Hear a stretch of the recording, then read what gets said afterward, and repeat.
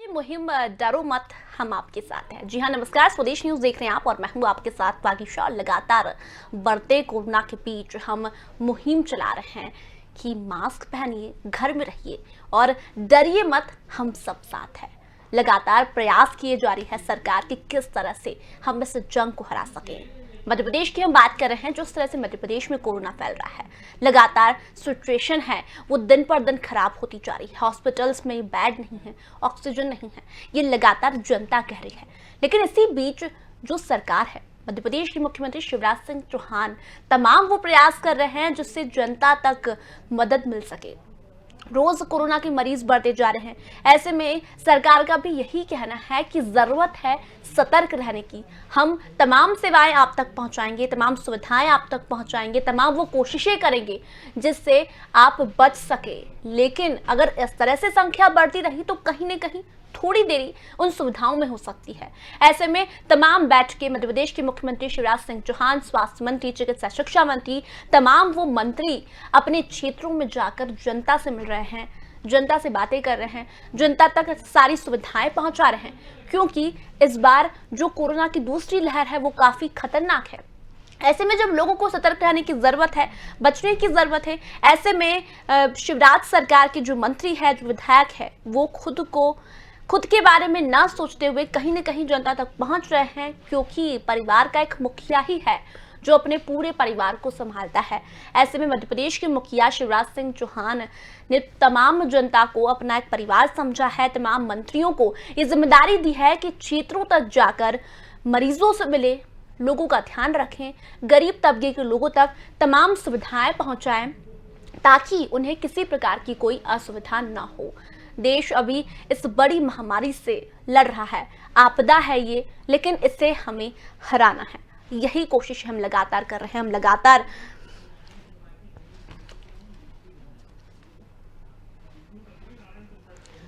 और आज की चर्चा हम इसी पर करेंगे। हमारे साथ इस मुहिम में शामिल हुए हैं विधायक विष्णु खत्री जी और विधायक नारायण त्रिपाठी जी। आप दोनों का बहुत बहुत स्वागत है। स्वदेश न्यूज की मुहिम से जुड़ने के लिए आप दोनों का बहुत बहुत धन्यवाद। हमारी मुहिम लगातार जनता से अपील है कि मास्क पहनिए, घर में रहिए, डरिए नहीं, हम सब साथ हैं। सबसे पहले सवाल मैं विष्णु जी से चाहूंगी। विष्णु जी, जिस तरह से पूरा देश महामारी से लड़ रहा है, ऐसे में मध्य प्रदेश की बात करें तो मध्य प्रदेश के मुखिया शिवराज सिंह चौहान लगातार जनता तक पहुंच रहे हैं, जनता की मदद कर रहे हैं, एक मुखिया की तरह पूरे परिवार को संभाल रहे हैं।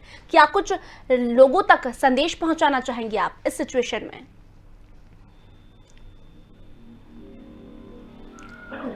जी विष्णु जी, आप तक मेरी आवाज पहुंच पा रही है? विष्णु जी, आप तक मेरी आवाज पहुंच पा रही है? तो उनसे हमारा संपर्क नहीं हो पा रहा है। नारायण त्रिपाठी जी हमारे साथ जुड़े हुए हैं। नारायण जी, जिस तरह से पूरा देश कोरोना से जूझ रहा है, ऐसे मध्य प्रदेश की बात करें तो मध्य प्रदेश में हालात काफी खराब है, लेकिन तमाम वो प्रयास सरकार कर रही है जिससे लोगों को मदद मिल सके। क्या कुछ संदेश आप जनता तक पहुंचाना चाहेंगे? बिल्कुल, अब जनता से तो अपील ही करेंगे, प्रार्थना करेंगे कि अभी तो लग रहा है कि ऊपर वाला ही सहारा है, राम ही सहारा है, माई शारदा की ही कृपा है कि लोग बचे हैं। और सावधानी हर हाल में जरूरत है, सावधानी की। मास्क पहनना तो अति आवश्यक है।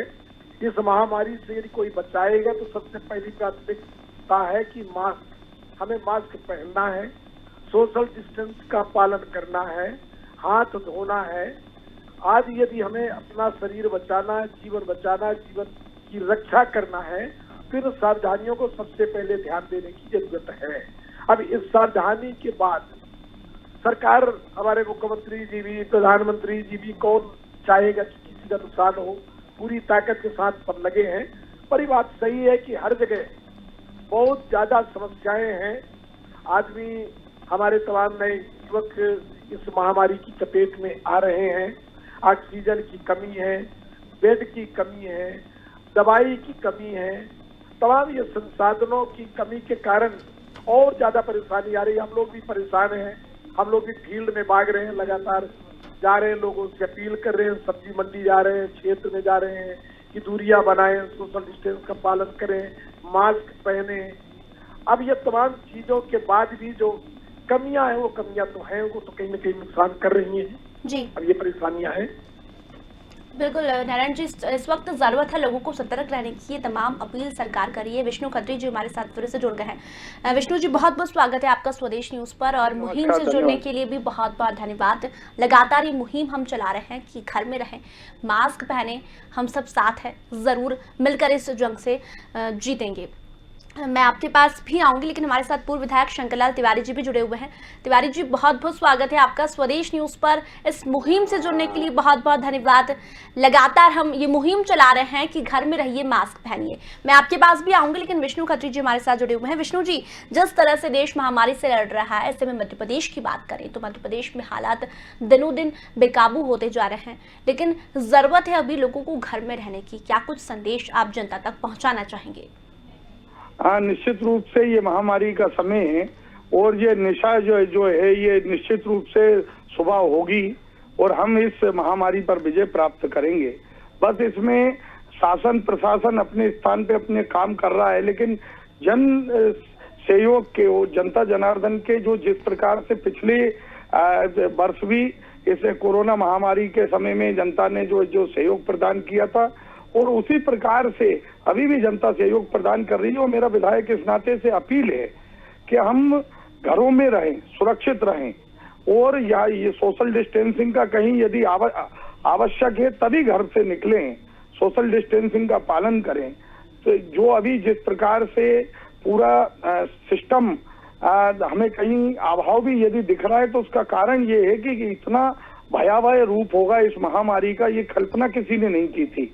और वास्तव में हम बहुत इस शताब्दी के यूं कहें तो सबसे बड़े संकट से मानव सभ्यता जो है जूझ रही है, और इसके में सबका सहयोग की आवश्यकता है। हम सब हिम्मत रखें, हौसला रखें, और एक दूसरे को सहयोग प्रदान करते हुए जो सरकार और व्यवस्था जो आपसे अपेक्षा कर रही है, विशेष रूप से घर पे अपने रहें, अनावश्यक बाहर नहीं निकलें। या मैं किसान भाइयों से भी अनुरोध करना चाहता हूं, क्योंकि मेरी विधानसभा में बड़ी संख्या में पूरे प्रदेश के अंदर ही गेहूं उपार्जन का काम हो रहा है, सोसाइटियों पे गेहूं की खरीदी हो रही है। वे भी जो है अनावश्यक वहां पर भीड़ नहीं लगाएं, अपना जब SMS आ जाए तभी वहां पहुंचे। देखने में आता है कि बिना SMS के भी हमारे किसान एक दिन पहले पहुंच जाते हैं, वहां पर भीड़ लगती है। कहीं ना कहीं उससे ये जो हम जो चेन तोड़ना चाहते हैं कोरोना संक्रमण की, वो कहीं ना कहीं इन सब चीजों से जो जब भीड़ इकट्ठी होती है उससे बाधित हो रही है। मेरा करबद्ध निवेदन है कि हम सब इस लड़ाई के अंदर व्यवस्था को अपना सहयोग प्रदान करें। बिल्कुल। शंकरलाल तिवारी जी, आपके पास मैं आना चाहूंगी। इस मुहिम से अगर आप जुड़े हैं तो क्या कुछ संदेश जनता तक पहुंचाना चाहेंगे? सबसे पहले आपको और आपके माध्यम से दोनों अपने मित्र वक्ताओं को जो बैठे हैं उनको साधुवाद देता हूँ कि अभी विष्णु जी ने और मेरे भाई नारायण जी ने बहुत अच्छे ढंग से अपनी बात कही, और आवश्यकता इसी बात की है कि हम कहाँ से पॉजिटिव तरीके से, जिस तरह कोरोना आम आदमी तक पॉजिटिव होकर के पहुंच रहा है, हमारी भी पॉजिटिव अप्रोच, चाहे जनप्रतिनिधि हो, चाहे सरकार हो, चाहे सरकारी अमला हो, और चाहे आम आवाम में, समाज में सामाजिक और व्यापारिक संगठन हो, धार्मिक संगठन हो, ये सच है कि बड़ी भयानक विपत्ति है और इतनी पीड़ादायी की स्थिति है, और उसके बावजूद भी मैं देख रहा हूँ कि सब लोग अपने अपने काम पे पूरी ताकत से लगे हुए हैं। ये भी अभी जो विष्णु जी ने कहा कि किसी को ये अंदाज नहीं था कि ये सेकेंड लेयर इतनी भयावह होगी।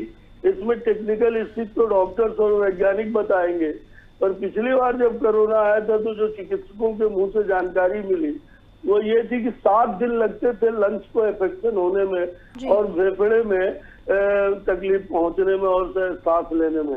इस बार का जो ये कोरोना का वेरिएंट है वो आकर के इस स्थिति में है कि 24 और 48 घंटे के अंदर ये सीधे फेफड़े पे असर कर रहा है, और उसका कारण है कि अप्रत्याशित रूप से जो संख्यात्मक ढंग से प्रभावितों की संख्या आई तो कुछ चीजों की कमी हुई, पर सरकार ने उसके प्रयास किए हैं, अभी भी प्रयास जारी है। आवश्यकता इस बात की है, जैसा कि मेरे दोनों पूर्व वक्ताओं बंधुओं ने कहा, कि हम धीरज बनाए रखें और हम खुद क्या कर सकते हैं, क्या करा सकते हैं, बिल्कुल शंकर लाल जी, धीरज बनाना अभी बहुत, धीरज रखना बहुत जरूरी है। नारायण त्रिपाठी जी भी हमारे साथ जुड़े हुए हैं, उनसे सवाल मिलूंगी। मैं एक विषय कहना चाहता था। बिल्कुल बिल्कुल कहिए। आधा सेकंड अगर दे मुझे बिल्कुल तो। बिल्कुल कहिए, और बिल्कुल कहिए, इसीलिए वो विषय भी मेरे दिमाग में आया है। बिल्कुल कहिए। सरकार अपनी ओर से तमाम प्रयास जो संभव है, मैं नहीं मानता हूँ, अपन राजनीति में काम करते हैं, आलोचना करें और आलोचना में सुझाव दें, सबका स्वागत। बिल्कुल शंकर लाल जी, मैं आपको 2 मिनट के लिए बीच में रोक रही हूँ, मैं फिर आपके पास आऊंगी, लेकिन नारायण त्रिपाठी जी हमारे साथ जुड़े हुए हैं। नारायण जी, एक सवाल मैं आपसे चाहूंगी, बड़ी आपदा है ये कोरोना की, ऐसे में जब परिवार में कोई इंसान बीमार होता है तो जो मुखिया होता है वही सब कुछ संभालता है। बात करें मध्य प्रदेश की मुख्यमंत्री की, तो पूरी जनता को, जो मध्य प्रदेश की जनता है, उन्होंने एक परिवार समझा है। आपकी क्षेत्र की यदि आप बात करें तो किस तरह से आप अपनी जिम्मेदारियों का निर्वहन कर रहे हैं? सही बात बिल्कुल सही है कि शिवराज जी बड़े संवेदनशील मुख्यमंत्री हैं। आज से नहीं, वो जब से मुख्यमंत्री बने होंगे इस पूरे प्रदेश के लोगों को रिश्तों की डोर में बांधने का काम किए और उन रिश्तों को निभाने का भी काम किए। इसमें कहीं कोई कमी गड़बड़ी नहीं है। जो ये स्थिति है, जो ये महामारी का जो दौर है, ये बड़ा खतरनाक दौर है। हम लोग की भी जिम्मेदारी तो यही है ना कि लोगों के दुख दर्द में खड़े हों, उनकी मदद करें। आज हम लोगों की स्थिति कहीं न कहीं असहाय जैसे महसूस होती है। हम लोग समझ नहीं पाते कि अब हम लोग मदद क्या करें। 24 घंटा हम भी फील्ड में हैं, हम कहीं कोई अंदर नहीं है। दिन भर हमारे पास इतने ही काम है। पूरे प्रदेश से फोन आते हैं, पूरे प्रदेश के लोगों तो जो संपर्क के संबंध के लोग हैं उनको सबको देखते, पर अस्पतालों की जो स्थितियां हैं वो कहीं न कहीं बड़ी खतरनाक है। हमारे लोग जब स्वजन, जब किसी के घर का आदमी खत्म होता है। बिल्कुल नारायण जी, मैं आपको कुछ समय के लिए बीच में रोक रही हूँ, मैं फिर आपके पास आऊंगी। हमारे साथ विधायक गौरीशंकर बिसेन जी जुड़े हुए हैं। गौरीशंकर जी, बहुत बहुत स्वागत है आपका स्वदेश न्यूज पर। हमारी मुहिम से जुड़ने के लिए बहुत बहुत धन्यवाद। क्या कुछ संदेश जनता तक पहुंचाना चाहेंगे इस बड़ी आपदा में? मैं प्रदेश के और देश के लोगों से यही कहना चाहता हूँ कि इस आपदा की घड़ी में हमें बहुत सतर्कता के साथ रहने की आवश्यकता है जी। अस्पतालों में, शासकीय अस्पताल हो चाहे निजी अस्पताल हो, वो जो अपने पेशेंट जाते हैं उनके साथ में उनके परिजन जो जाते हैं वे भी संक्रमित हो रहे हैं। ये हम सबके लिए चिंता का विषय है। परिवार में जब कोई संक्रमित व्यक्ति संक्रमणित हो जाता है तो वो अपने परिवार से दूर नहीं होने पाता और उसकी जानकारी उस तक नहीं लगती। तो मैं प्रारंभिक दौर पे जब हल्का सा बुखार आता है तभी अपने को इसका कोरोना का टेस्ट कर लेना चाहिए।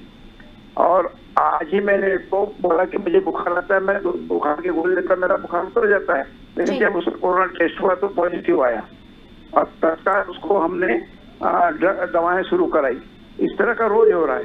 तो मेरा यही कहना है कि जैसी प्राथमिक तैयारियां हमारी होनी चाहिए कि हमारा थोड़ा भी फीवर आता है तो ये इंतजार न करें कि हम और उसको लंबा खींचे। उसके बाद में होता है कि जो सीटी स्कैन करो तो उसमें फिर लंग्स पे काफी डैमेज हो जाता है, नुकसान हो जाता है जी।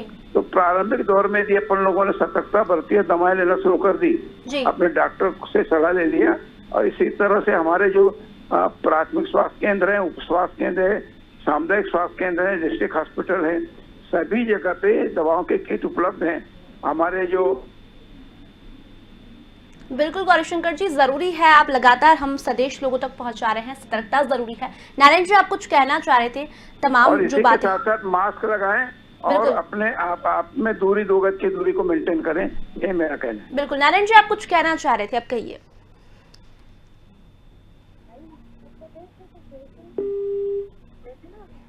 नारायण जी, आप तक मेरी आवाज पहुंच पा रही है?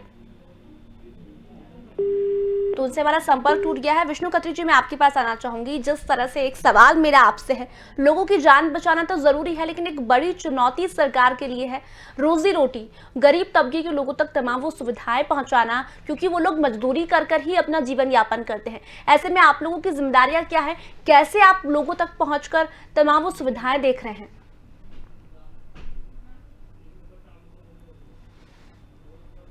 विष्णु जी, आप तक मेरी आवाज पहुंच पा रही है? बिल्कुल, उनसे हमारा संपर्क नहीं हो पा रहा है, फिर से हम उन्हें जोड़ेंगे। शंकर लाल जी, जो सवाल मैंने विष्णु जी से अभी किया है कि लोगों की जान बचाना तो जरूरी है, लेकिन एक बड़ी चुनौती है रोजी रोटी, गरीब लोगों तक रोजी रोटी इस बार पहुंचाना जरूरी है, क्योंकि इस बार जो वेव है वो काफी खतरनाक है। ऐसे में कितनी बड़ी चुनौती सरकार के लिए है, कैसे सरकार इसको निभाए? बिल्कुल ठीक कह रही हैं आप, चौमुखी चुनौती है, जहाँ एक और जान बचाने की समस्या है और किसी भी तरीके से अपने परिवार को जीवन की सुरक्षा रखने की आवश्यकता है, तो उसको जिंदा रखने के लिए कहीं न कहीं आर्थिक स्थिति में भी और काफी परेशानी है। और विशेष करके आम आदमी को, मध्यम परिवारों को, गरीब परिवारों को सरकार ने पूर्व वर्ष की बात इस वर्ष अभी फिर कहा है, प्रधानमंत्री जी के यहाँ से भी कहा गया है, मुख्यमंत्री जी ने भी अभी कहा है कि हम 3 महीने का राशन और गरीबों को एक साथ ही उपलब्ध कराएंगे। ये तात्कालिक रूप से मेरी समझ में इन विषम परिस्थितियों में एक सहयोग की बात हुई है। और दूसरा, अभी मध्य प्रदेश की सरकार ने 1000 रुपए तमाम स्ट्रीट वेंडर जितने हैं जो फुटपाथ में दुकानें लगा करके और छोटे मोटे काम करके अपना पेट भरते हैं, जिनको 10,000 रुपए पिछले समय केंद्र की सरकार की योजना के माध्यम से मिला था, उनके खातों में तुरंत 1000 रुपए डालने के बाद अभी मुख्यमंत्री शिवराज सिंह जी ने पिछले दिन ही करी है, 1-2 दिन पहले, और वो राशि भी जारी हो रही है।